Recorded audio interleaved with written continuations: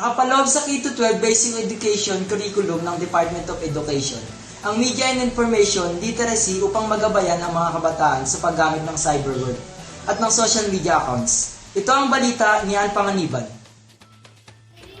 Kamakailan lang ay usap-usapan ng netizens ang panghihiya sa social media ng isang lalaki sa isang lalaki na hindi umano siya pinaupo nito sa MRT. Kaalam-alam ang lalaki na nagkalat na ang kanyang larawan sa internet dahil sa naturang post. Busod dito, marami ang nag-react laban sa babae habang umani naman ng simpatya ang lalaki. Maiiwasan sana ang cyberbullying kung mayroon sapat na kaalaman ang publiko sa mga dapat at hindi dapat ilagay sa social media. Isa naman sa akbang na kagawaran ng edukasyon upang mabigyan ng tamang gabay at impormasyon sa paggamit ng internet ang mga kabataan.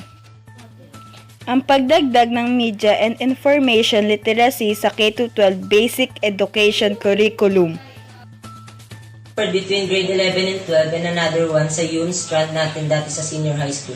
In-upper lim natin yung Trends Network and Critical Thinking in the 21st Century at isa sa critical content or essential content nan ay yung social networking or social media and ethics and etiquette, cyberbullying. Online manuals ito for grade 5 and grade 6 junior high. These are lesson planner modules. Learning modules na tawag natin ay Cyber State Learning Manuals. Lesson plan talaga siya. I mean, this is a lesson plan of writing teacher. Strategies, idea, nandun na. May mga binuuring Child Protection Committee sa mga paaralan na kinabibilangan ng principal, guidance counselor, mga guro at mga barangay officials upang protektahan ang mga karapatan ng mga mag-aaral. Sa kasalukuyan ay mayroong pinapatupad na Republic Act 10627 o Anti-Bullying Act para maparusahan ang mga napatunayang lumalabag nito. At nakabinbin rin ang House Bill 5718 o Anti-Cyberbullying Act of 2015 sa Kamara upang magbigay naman ng kapamigatan sa saklaw bilang isang krimen ng cyberbullying sa bansa.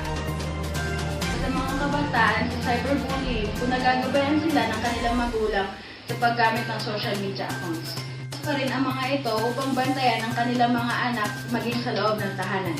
Ann Panganiban, SML News, Department of Education.